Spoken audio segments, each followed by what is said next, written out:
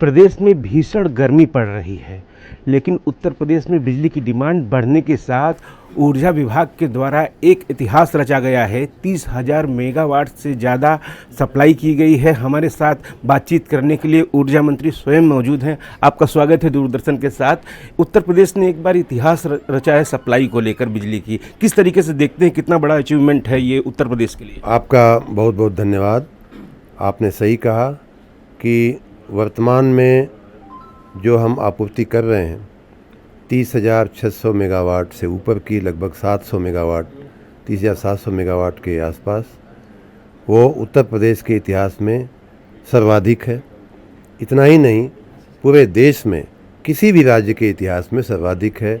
अभी तक सामान्य रूप से महाराष्ट्र जो है सबसे ज़्यादा सप्लाई करने वाला राज्य हुआ करता था, लेकिन उससे कई हज़ार मेगावाट ज़्यादा की आपूर्ति हम लोग वर्तमान में कर रहे हैं। महाराष्ट्र की अधिकतम आपूर्ति इस समय 24,000-25,000 मेगावाट की चल रही है और हमारी आपूर्ति लगभग 31,000 पहुंचने की कगार पे है।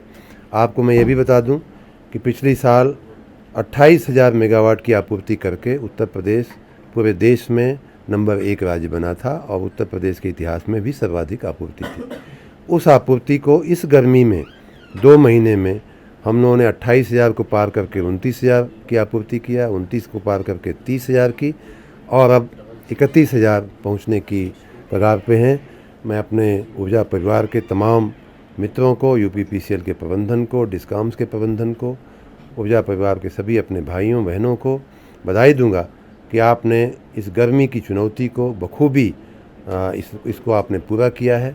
ये चुनौती जहाँ एक तरफ गर्मी बढ़ने की वजह से है, वहीं एक दूसरे प्रकार की भी चुनौती जो स्वयं हमने अपने ऊपर ओढ़ लिया था, वो ये है कि हमने ये कहा था कि उत्तर प्रदेश को हम रोस्टर की प्रथा से हम बाहर निकालेंगे। चुनाव के कुछ महीने पहले हमने बताया था, मीडिया में भी बताया था, और उस दिशा में आगे बढ़ते हुए इस समय हम 24 घंटे बिजली की आपूर्ति करने की दिशा में आगे बढ़ रहे हैं। यही कारण है कि हमारी जो पीक सप्लाई है वो 31,000 मेगावाट पहुंचने की कगार पे आ चुकी है। 2017 में जब आप आए, उससे पहले अगर हम देखें, डिमांड भी आधी थी और उपभोक्ता भी आगे थे। उस लक्ष्य को पाने के लिए किस तरीके से काम किया गया? आपने सही कहा।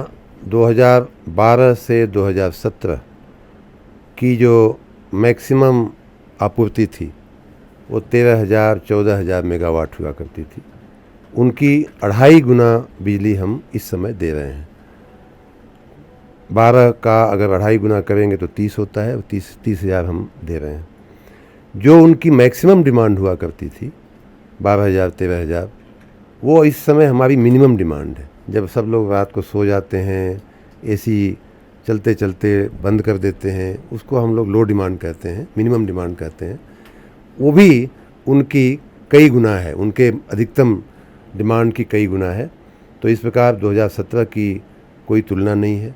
और दूसरी बात कि 2017 में हमारे जो उपभोक्ताओं की संख्या थी उसमें लगभग 1.5 करोड़ उपभोक्ताओं में की वृद्धि हुई है, और इस समय हमारे 3.25 करोड़ जो उपभोक्ता हुए हैं उसके आधी संख्या उनकी हुआ करती थी। इतना ही नहीं, आपकी जानकारी में ये भी होगा कि माननीय योगी जी की सरकार बनने के बाद पिछले 7 सालों में हम लोगों ने लगभग 1.25 लाख नए मजरों का विद्युतीकरण किया है, जिन मजरों में बिजली का न खंभा देखा गया था, न तार देखा गया था, और न ही बिजली का बल्ब जलते हुए देखा गया था। तो इस प्रकार व्याप बढ़ा है। हर गांव, हर शहर, हर मजरे, हर कस्बे में हम बिजली दे रहे हैं। हर सड़क में, हर संस्थान में हम बिजली दे रहे हैं। पहले कुछ चिन्हित गाँवों में बिजली जाती थी, कुछ चिन्हित इलाकों में बिजली जाती थी। वीआईपी कल्चर थे, कुछ वीआईपी कल्चर था, वहाँ बिजली जाती थी। अब हम एक एक गाँव, एक एक गली, हरिजन बस्ती से लेकर मलिन बस्ती से लेकर के जो सबसे पॉश इलाके हैं उन सब में हम बिजली दे रहे हैं, और सब जगह 24 घंटे हम। गुजरात और महाराष्ट्र जैसे राज्यों से आगे बढ़ना किस तरीके की चुनौती थी और क्या कुछ किया गया? इस बात का हमें बहुत संतोष है कि हम महाराष्ट्र जैसे राज्य को पीछे छोड़ चुके हैं, और अच्छा खासा गैप के साथ पीछे छोड़ चुके हैं। लगभग 4,000-5,000 मेगावाट के गैप के साथ हम पीछे छोड़ चुके हैं। आपको मैं ये भी बताऊं कि ये बिजली, एक तरफ तो हमने पहले प्रबंधन का सवाल होता है कि इतनी बड़ी बिजली की जो आपूर्ति है वो कहाँ से आएगी, कहाँ से। हमने अपने उत्पादन इकाइयों को ज़्यादा क्षमता से चलाने का काम किया। पिछले सालों में हमारे प्लांट्स का लोड फैक्टर जो है वो 5 से 6%, 8% तक, 10% तक जो है हमने बढ़ाया है। इसकी वजह से ज़्यादा उन्हीं संयंत्रों से हम ज़्यादा बिजली का उत्पादन कर पा रहे हैं। साथ ही हमने थोड़ी दूरंदेशी करते हुए कुछ ऐसे राज्यों से हमने अनुबंध पिछले 4 महीने पहले हमने कर लिए थे जहां जिनकी उत्पादन क्षमता उनकी आवश्यकता से ज़्यादा है, या ऐसी उनके पास इकाइयां हैं जो वो अगर ज़्यादा क्षमता से चलावें तो ज़्यादा उत्पादन करके बिजली बेच सकते हैं। ऐसे कई राज्यों से हमने अनुबंध किए। कई ऐसे निजी क्षेत्र और सार्वजनिक क्षेत्र की कई इकाइयों से भी हमने विशेष अनुबंध किए। हाइड्रो पावर, सोलर पावर की कंपनियों से भी हमने अनुबंध किए। मार्केट से भी हम लेने में कतरा नहीं रहे हैं, थोड़ी महंगी पड़ती है बिजली, लेकिन हमने कहा कि नहीं, हमें 24 घंटे बिजली देनी है, भले हमारे सरकार पे थोड़ा भार पड़ेगा तो हम देखेंगे। तो 24 घंटा बिजली देने के लिए पूरा जो बिजली का उत्पादन या उसके पीछे का जो पूरा व्यवस्थापन है उसको भी हमने सुचारू रूप से किया है। दूसरी बात, जो 2 और काम हमने पिछले दिनों किया उसका भी अच्छा परिणाम मिल रहा है, जिसके चलते हम बिजली पूरी देने में हम सफल हो रहे हैं। एक है अनुरक्षण का कार्य। कई बार ऐसा होता है कि आपकी निष्ठा है, आपकी भावना अच्छी है बिजली देने की, बिजली आपके पास उपलब्ध भी है, लेकिन लास्ट माइल पे आप बिजली नहीं पहुंचा पाते हैं इसलिए कि वहाँ के ट्रांसफार्मर में तेल नहीं भरा हुआ है, तेल कम पड़ गया है, जल गया ट्रांसफार्मर, फ्यूज उसका सही ढंग से नहीं लगाया हुआ है, ट्रांसफार्मर जल जाता है, कहीं खंभे का अनुरक्षण नहीं हुआ है, खंभा गिर जाता है, कहीं अर्थिंग उसकी ठीक नहीं है, उसके चलते आग लग जाती है। इन सारे कारणों को अनुरक्षण की श्रेणी में हम लाते हैं, मेंटेनेंस की श्रेणी में लाते हैं, जिसके आपके संज्ञान में होगा। हमने मीडिया को बताया भी था कि कई राउंड पिछले 2 सालों में करके हमने अनुरक्षण के एक महीने के 15 ट्रांसफार्मर खराब होने के बाद बदले जाने की टाइम लिमिट टाइम लिमिट को भी निर्धारित किया कि इससे ज़्यादा समय नहीं लगना चाहिए। 8 घंटे 48 घंटे का हमने टाइम लिमिट फिक्स कर दिया, और उससे ज़्यादा अगर लगता है, पहली बात तो जलने पर ही जवाबदेही सुनिश्चित की गई। क्यों जला, आपको मैं बताऊं, कुछ दिन पहले बनारस में एक घटना हुई थी जिसमें थोड़ी देर के लिए लाइट गई और पता चला कि तेल कम पड़ा ट्रांसफार्मर में, इसलिए ट्रांसफार्मर में खराबी आई और ट्रांसफार्मर बंद पड़ गया। वहाँ के एक्सीएन, वहाँ के जेई और वहाँ के एसडीओ तीनों को सस्पेंड किया गया कि आपको बार बार कहा गया कि अनुरक्षण पर ध्यान दीजिए, आपको बार बार कहा गया कि चेक करिए, आपने क्यों चेक नहीं किया।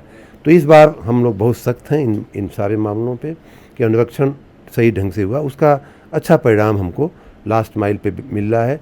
24 घंटे हम बिजली अगर यहाँ से भेज रहे हैं तो अंतिम गांव में, अंतिम छोर पे, अंतिम मोहल्ले में, अंतिम हरिजन बस्ती में, हरिजन राजभर बस्ती में, चौहान बस्ती में पहुँच रही है। दूसरी बात हमने ये भी किया कि लगभग 23,000 करोड़ रुपए की नई परियोजनाएं, RDSS योजना हमारी, बिजनेस प्लान की हमारी योजना और नगरीय निकाय की हमारे अपने पैसे से हमने लगभग 22-23 हज़ार रुपये के परियोजनाएं चला करके नए तार डालने का, नए खंभे डालने का, नए ट्रांसफार्मर डालने का, या जो ट्रांसफार्मर बार बार जलते हैं उन्हें उच्चीकृत करने का, क्षमता वृद्धि करने का, अपने ट्रांसफार्मर्स की जो रिपेयरिंग की जो हमारी यूनिटें थीं उनकी क्षमता में वृद्धि करने का, इन सारे हमने काम किए हैं, जिसका भी अच्छा परिणाम मिल रहा है।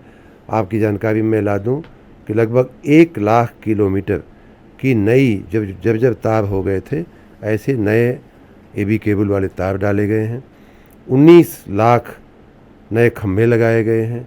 लगभग 6 लाख से ज़्यादा ट्रांसफार्मर या तो बदले गए हैं, नवीनीकृत किए गए हैं, या उनकी क्षमता में वृद्धि की गई है। ग्रामीण क्षेत्रों के लिए क्या कुछ नई कोई कार्य योजना है उनको राहत देने के लिए, खासतौर से हमारे किसान जिनको?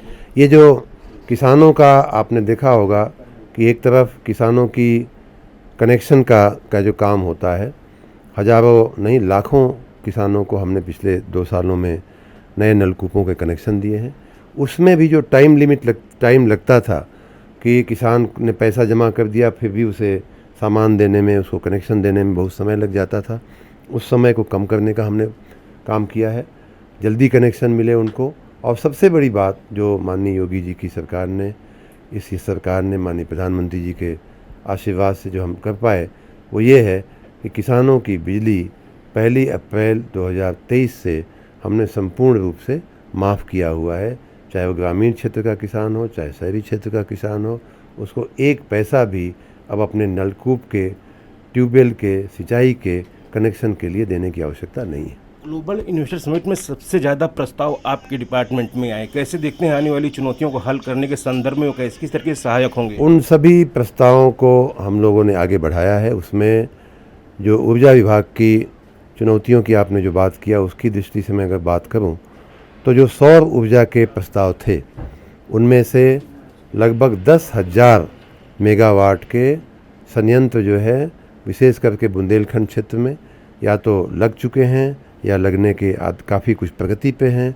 उनको ज़मीनें दी जा चुकी हैं, उनको ग्रीन कॉरिडोर से कनेक्टिविटी दी जा चुकी है और वो लगभग अब उत्पादन की प्रक्रिया में एक करके एक के बाद एक आते जा रहे हैं। साथ ही हमने बहुत सा करार जो है ग्लोबल इन्वेस्टर समिट में सोलर की अन्य छोटी कंपनियों के साथ भी किया था, उनसे भी हम आगे बढ़ रहे हैं। चाहे पंप स्टोरेज की योजनाएं हों, चाहे रूफटॉप सोलर की योजनाएं हों। हमारी लगभग 350 मेगावाट हमारा रूफटॉप सोलर का उत्पादन ऑलरेडी शुरू हो गया है। हज़ारों मेगावाट का पंप स्टोरेज की हमारी परियोजनाएं आगे बढ़ चुकी हैं। हमारी जो बायोफ्यूल की जो परियोजनाएं जिनका हमने करार किया था ग्लोबल इन्वेस्टर समिट में, उनकी भी वो भी काफ़ी हद तक आगे बढ़ रही हैं। तो इस प्रकार सभी दिशा में, चाहे वो नगर विकास विभाग की परियोजनाएं हों, चाहे ऊर्जा विभाग की परियोजनाएं हों, सभी में हमने बहुत अच्छी प्रगति की है। उपभोक्ताओं को लगातार बिजली मिलती रहे और सस्ती मिलती रहे, इसके लिए क्या कुछ सरकार सोच रही है? उपभोक्ताओं को, उत्तर प्रदेश के उपभोक्ताओं को सबसे पहली बात तो मैं आश्वस्त करना चाहूँगा कि गर्मी हम सब के लिए कष्टप्रद है। मैं समझता हूँ इसमें तुरंत बिजली जाने के बाद तुरंत इसमें सुधार होना चाहिए, इस बात को मैं समझता हूँ। मैं आश्वस्त करना चाहूँगा कि मैं आपको 24 घंटे बिजली देने के लिए हमारा पूरा विभाग प्रतिबद्ध है, कटिबद्ध है। हमारा पूरा प्रयास है कि आपको निरंतर और निर्बाध बिजली दी जाए।